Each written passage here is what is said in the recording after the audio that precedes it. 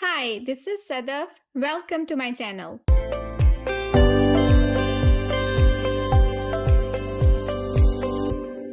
The coolest thing about Photoshop is that there is more than one way of doing pretty much everything. So in this video, I'm going to show you different ways of creating or opening a file or an image in Photoshop.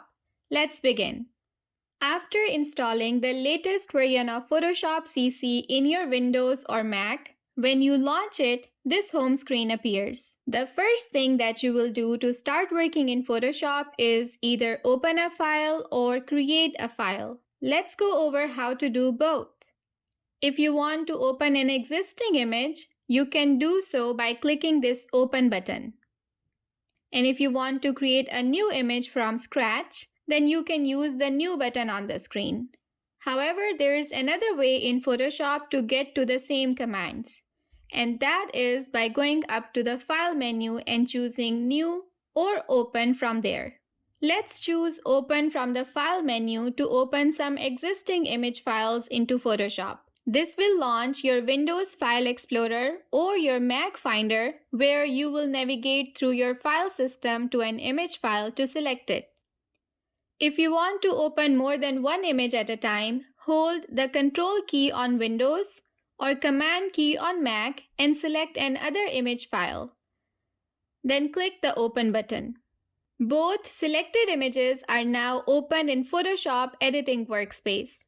At the top, you can see there's a tab for each of these opened images. This tab tells us the name of image, the type of file, and the current zoom level of image. To switch between these images, just click on their tab.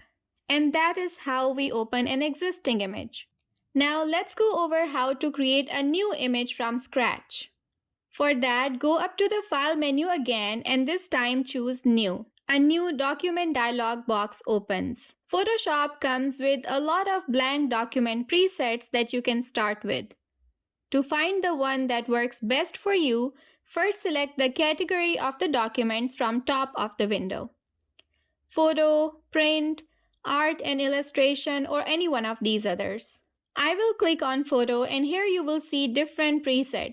Only a few presets are displayed at first, but you can see more by clicking View All Presets. Photoshop allows you to create your own presets also. For example, if you are someone who designs posts regularly for different social media platforms like Facebook, Instagram, Pinterest, etc., each of these platforms have their own recommended dimensions. So you can create your presets for designing such posts. That way you don't have to worry about creating blank document from scratch every single time.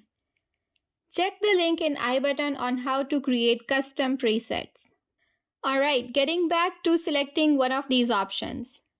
I will select this one, the landscape orientation 6x4. When I select this option, you see over to the right, all the details of this preset are laid out for me, including width and height.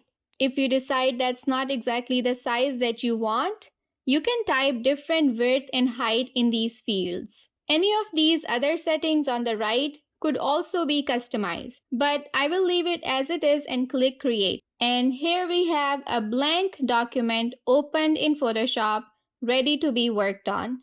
We can add photos, text, or shapes in this blank document to create our graphics from scratch. Now that you have learned the basic ways of opening or creating documents in Photoshop, let me show you some shortcuts of performing the same tasks. Shortcuts are extremely helpful for a smooth and fast workflow in Photoshop.